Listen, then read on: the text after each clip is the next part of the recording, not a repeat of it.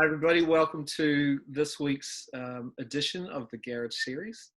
It's great to be in Christchurch this week, and I want to introduce to you Esther, Sabey and Marty, Redhead, who are the two of the ministers at Hope Presbyterian. Hi guys. Hey. Hi.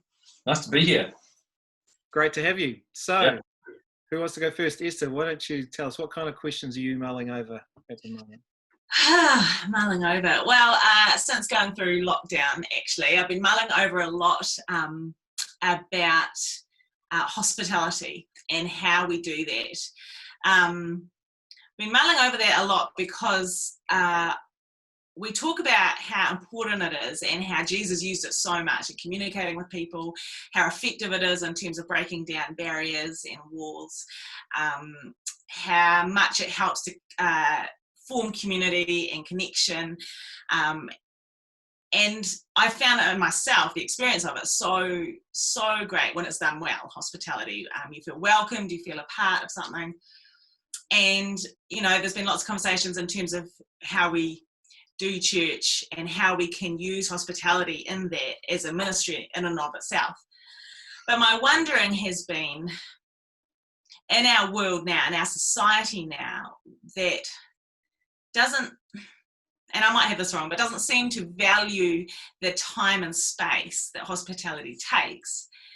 How do we be counterculture to that? How do we make space for that? How do we, as followers of Christ, maybe show the good news in hospitality or through hospitality to a world so much so that doesn't seem to, it's very hard to break into that and show that actually to slow down and take the time and make space for that is a value and is important.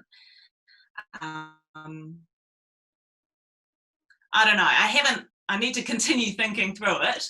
It's sort of an ongoing process, but just wondering how we can do that. Like I think, well, for myself, and I think in general, the church acknowledges that it's such a great thing.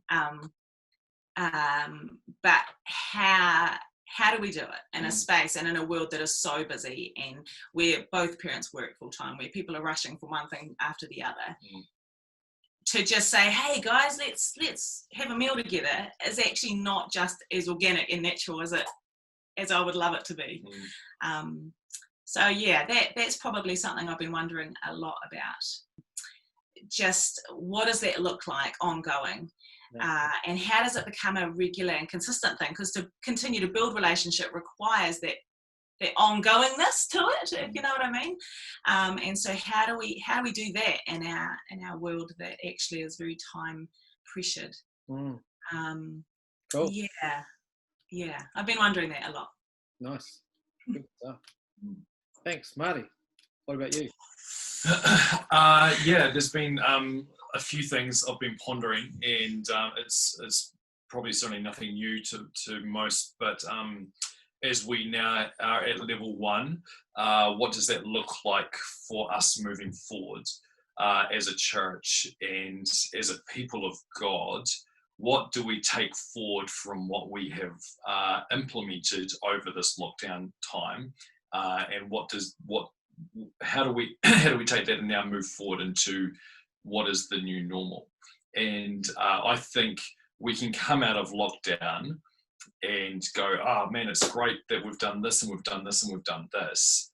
But actually to then implement that into your own life and church life takes actually quite a huge amount of courage and stepping out, because you are having to almost push back on what has maybe been the normal for such a long period of time. And so I have been thinking, what are the things that we can now put in place within our church context, but even in my own context at home, where we can go, actually, we really enjoyed this space.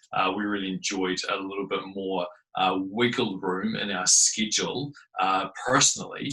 How do we now intentionally create that all the time when actually there's what you've sort of talked about, Esther, sort of like this time pressure that seems to kind of just press in on us. And so what's a healthy amount and what's an unhealthy amount? of that, but also flip that into church life and go, actually, we have had to change, almost change something different every single week that we have met. Every time that we've gathered together, we've had to change something. And so now what does that look like to continue to implement things that we want to hold on to and have the courage to step into that?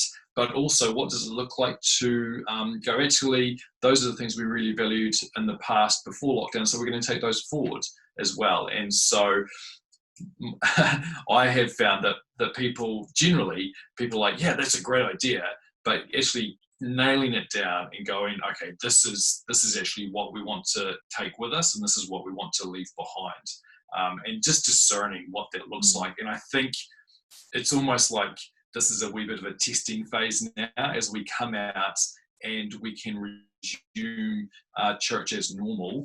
Let's test some stuff. Let's push some stuff. Let's change things around a little bit in a church space and go, okay, let's just see how that goes. And if it sits well, great. That feels like this is just the discerning of the people of God to go, let's take this and move forward. But if it doesn't, then we have to go, okay, let's relook at that and either remove it or tweak it, or and so trying to discern what that looks like, moving forward. So I feel like there is now this season which is going to require courage and wisdom and faith, and boldness and humility, as we kind of move forward. Fantastic. Great questions. Thank you.